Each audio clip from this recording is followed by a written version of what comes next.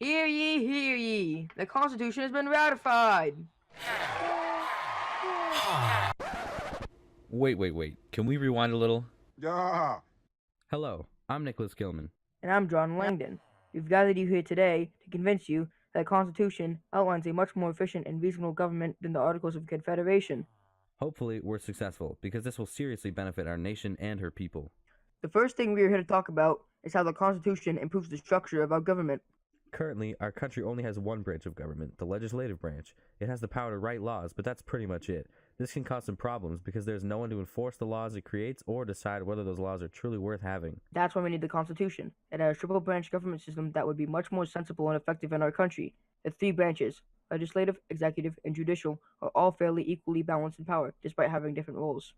First, there's the legislative branch. It's due for an upgrade. The Constitution proposes that we utilize a bicameral setup. This would mean that a Senate with 100 senators, 2 from each state, and a House of Representatives with several members elected by the people from each state, have somewhat equal say in creating, amending, and abolishing laws. This branch will also have the power to declare war, pass the national budget, and approve federal judges and justices.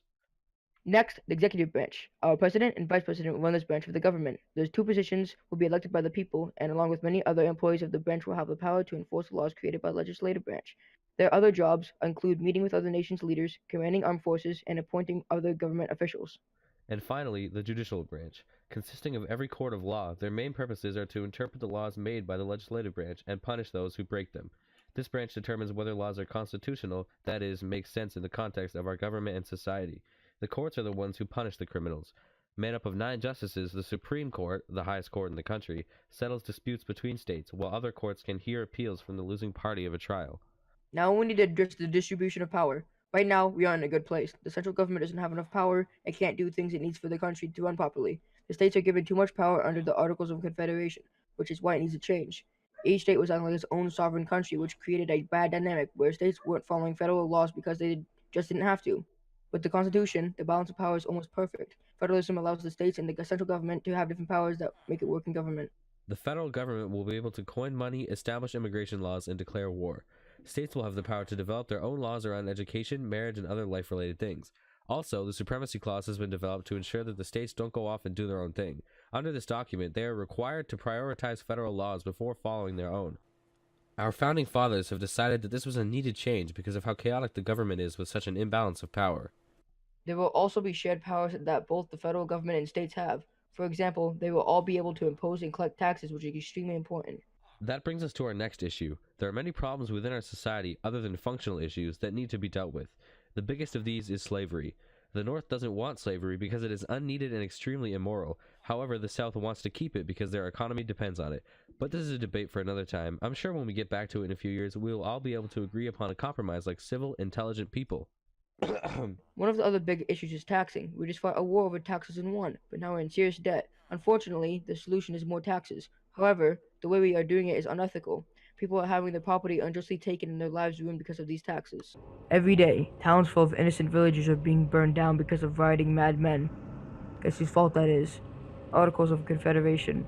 These rebellions of infuriated farmers are not something we want happening. The immense war debt we are experiencing is making people angry.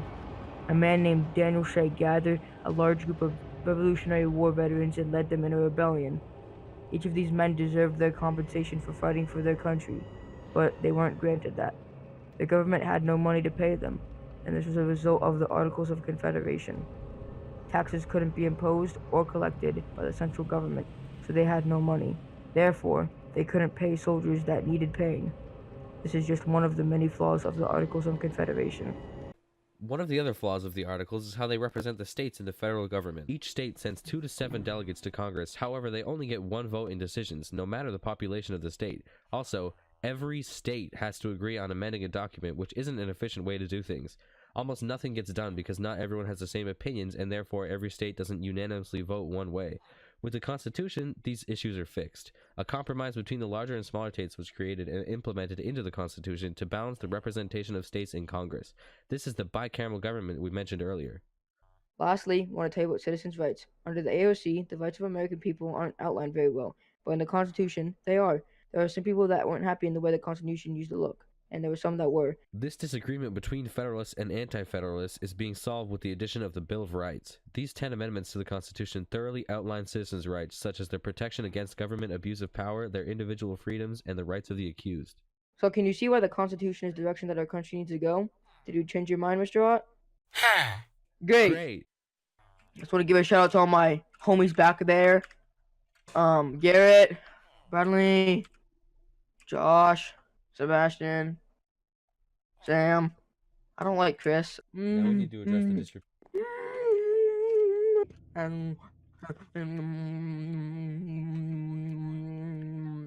I miss Wow. I miss Mac. What's the other teachers' names? I miss Rod. I miss Marshall. Don't. Our founding fathers have decided that this was a needed change because of how chaotic the government is with an imbalance of power. Dang it! I'm to move. Whoa! Whoa! What is that? I did that. No, the noise. Oh, the noise what? Move towards me. Why are you like sitting back in your chair like this? You afraid of me? I'll kill you.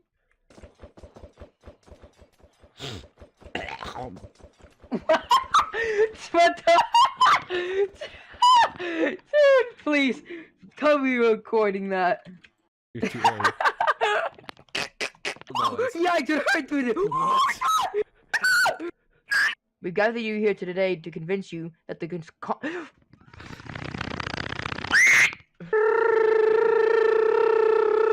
I have to like literally look on my other monitor while going. We've gathered you here today to convince you that the Constitution outlines a much more efficient and reasonable government than the Articles of Confederation. Hopefully we're successful because it starts raining. No matter if they're guilty. Whoa! But then... That was like a firework. There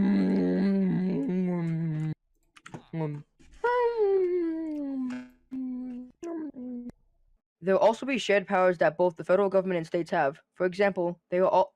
Oh, I was so good, dude. I was so good. Button. What am I doing? What are you doing? It's slabs. What are you doing, kid? Dude, it wasn't all slabs. I don't care. I'm doing that part.